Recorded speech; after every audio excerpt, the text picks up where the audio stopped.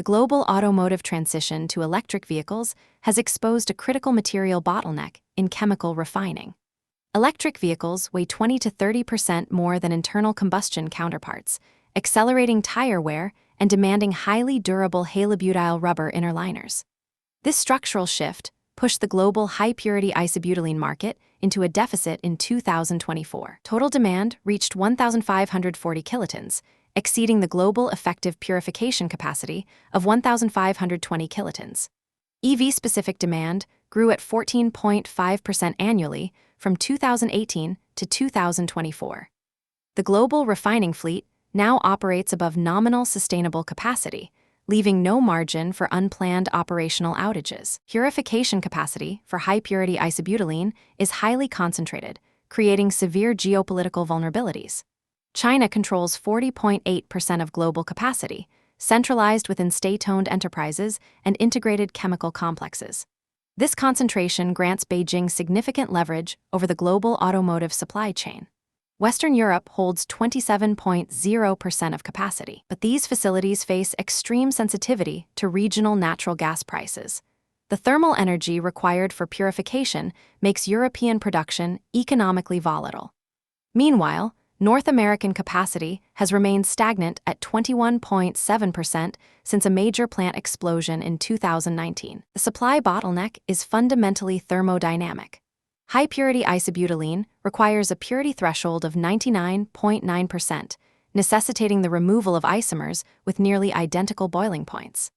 This purification process demands 14.2 gigajoules per ton, a 195.8% increase in energy consumption over standard chemical-grade production. The physical infrastructure requires 120 theoretical distillation plates and a reflux ratio of 10.0.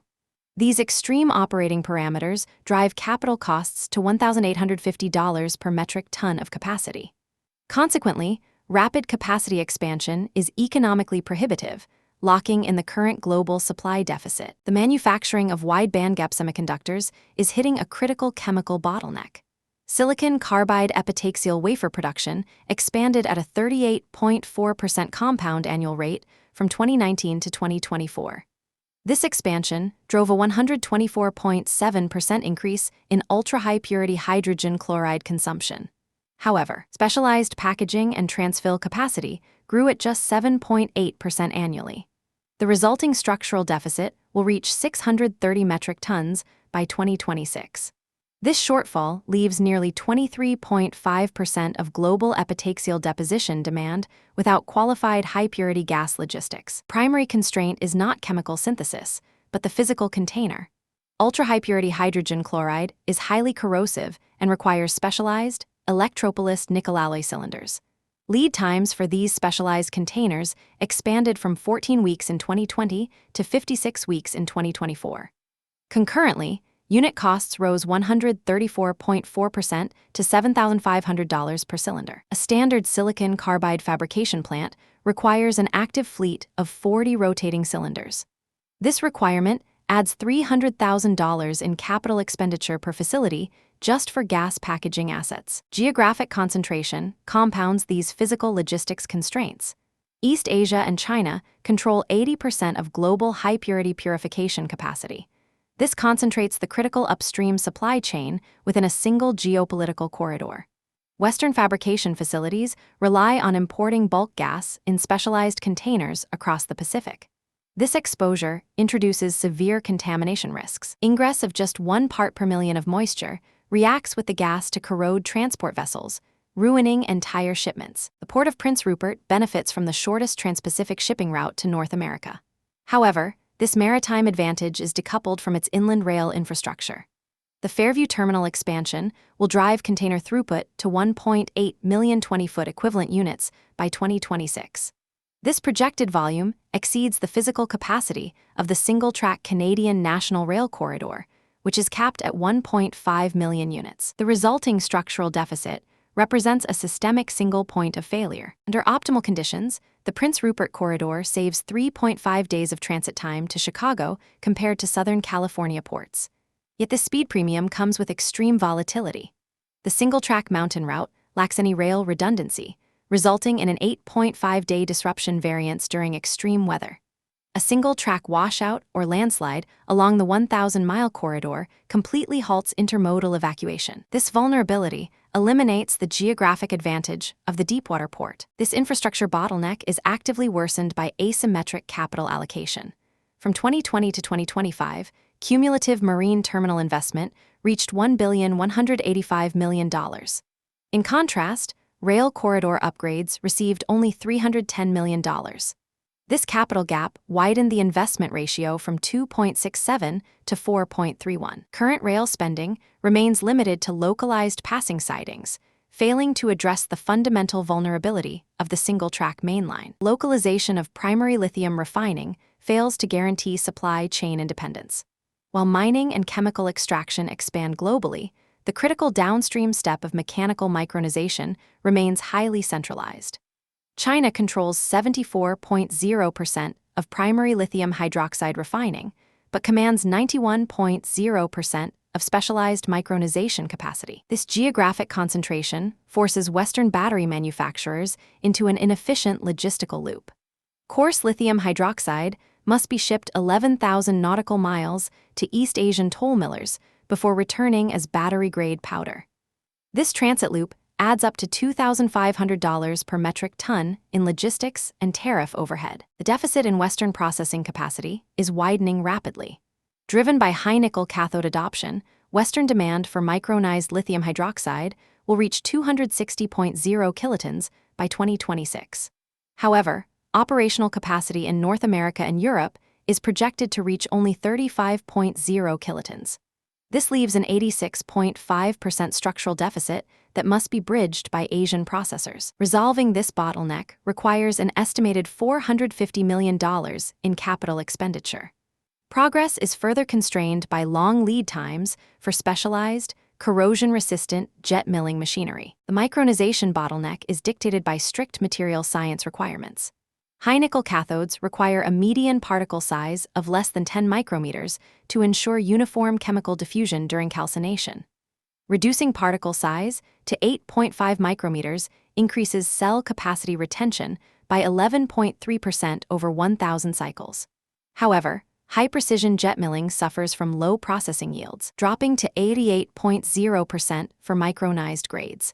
This material loss drives toll milling costs to $1,850 per metric ton. Furthermore, the highly reactive powder requires processing under inert nitrogen to prevent performance-degrading carbonate contamination. High-purity germanium detectors are the absolute physical standard for identifying weapons-grade nuclear materials. This critical capability is bottlenecked by extreme upstream material concentration. China historically controlled nearly 70% of global refined germanium production. In August 2023, Beijing implemented strict export controls on raw and refined germanium. This intervention reduced Chinese refined output, driving global supply down to 135 tons in 2024. Free market spot prices for zone-refined metal responded by doubling to $2,750 per kilogram. Raw material squeeze directly degrades downstream manufacturing. Growing 12N purity single crystals is a highly complex, low-yield process. The denial of high-quality Chinese precursor materials forced Western crystal growers to utilize lower-grade recycled scrap. Consequently, average crystal growth yields fell to 23.5% in 2024. This yield collapse contracted global fabrication capacity for large-volume coaxial detectors by over 26%. Procurement lead times for these critical national security assets have tripled, reaching 78 weeks. This manufacturing deficit directly compromises global nuclear non-proliferation infrastructure. The backlog for International Atomic Energy Agency monitoring equipment grew by 300% between 2020 and 2024. This delay halts the deployment of unattended verification systems at sensitive uranium enrichment facilities. Customs agencies face a parallel shortage, with unfulfilled orders for border radiation portal monitors rising to 390 units. To compensate, border security must rely on lower-resolution sodium iodide detectors, increasing false alarm rates. The cumulative backlog across all security sectors now stands at 880 units, exposing a critical vulnerability in global nuclear smuggling detection. The physical constraints of the St. Lawrence Seaway are driving a structural contraction in Great Lakes maritime capacity. The active global fleet of Seaway Max-compliant dry bulk carriers fell 37.4% between 2012 to 2024. This represents a drop from 380 active vessels to just 238. Concurrently, the average age of this specialized fleet rose from 14.2 years to 21.9 years. The majority of these vessels are now within 3 years of typical economic obsolescence.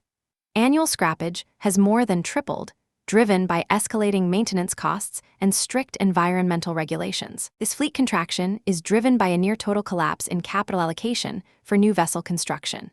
Global newbuild orders for Seaway Max-compliant hulls fell 97.5% between 2015 to 2024. Shipyards have abandoned these small, specialized designs to focus on larger, high-margin vessels. In contrast, orders for larger Ultramax and Supermax vessels more than doubled over the same period. The capital expenditure ratio between standard bulkers and Seaway Max-compliant vessels now exceeds 1,300 to 1. Commercial operators are simply refusing to fund replacement vessels for the restricted Great Lakes trade. Underlying bottleneck is entirely geometric. The rigid 23.8-meter beam limit of the Seaway locks disqualifies 100% of modern standard Handysize and Supermax vessels. Even if length is compliant, modern hull widths cannot clear the lock chambers. Operating larger vessels at partial capacity to meet the 8.08-meter draft limit is economically unviable. Because this lock infrastructure has remained unchanged since 1959, the Great Lakes Basin is isolated from modern maritime efficiency.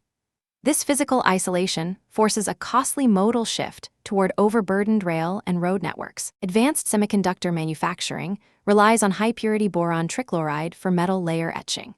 Global demand for this electronic-grade gas expanded at a 7.9% compound annual rate from 2018 to 2024. This growth has systematically eroded the global operational capacity buffer.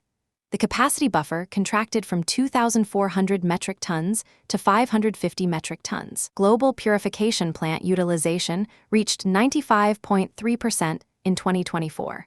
Projections indicate near-total capacity saturation at 98.1% by 2026. This leaves zero margin for unscheduled facility shutdowns. The production of electronic-grade boron trichloride is highly concentrated geographically. The United States, Japan, and South Korea control a combined 83% of global purification capacity. This leaves the global supply chain vulnerable to localized regulatory or environmental disruptions. China controls only 12% of global capacity, representing 1,416 metric tons. This deficit forces China's expanding semiconductor fabrication sector to rely heavily on imported gas. At the corporate level, just 4 chemical conglomerates control over 75% of the global purification infrastructure. The primary constraint on distribution is not chemical synthesis, but specialized packaging. Boron trichloride reacts violently with moisture to form highly corrosive hydrochloric acid.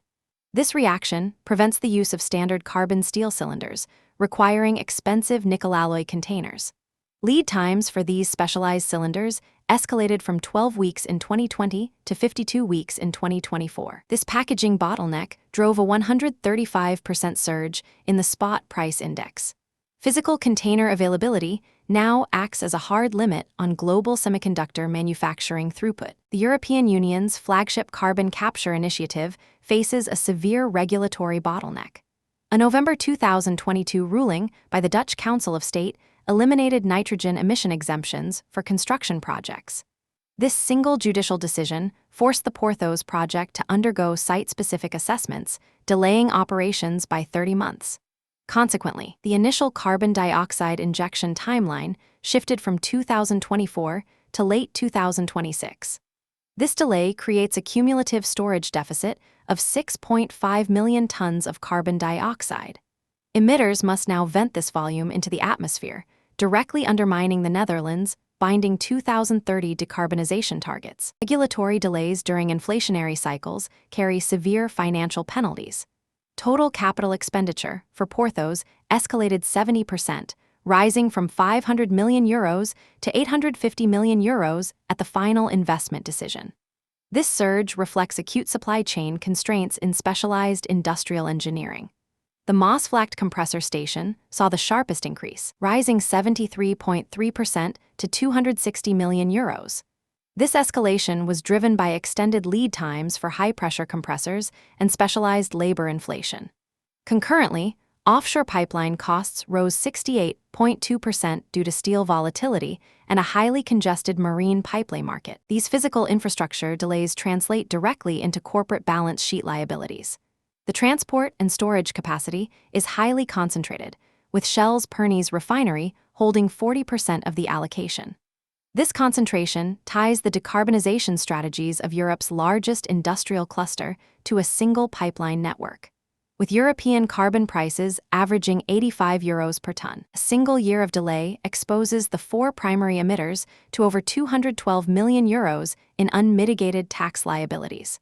While the Dutch state subsidy scheme offsets operational deficits, it does not cover these regulatory penalties. Consequently, public infrastructure bottlenecks are actively eroding the regional competitiveness of European heavy industry.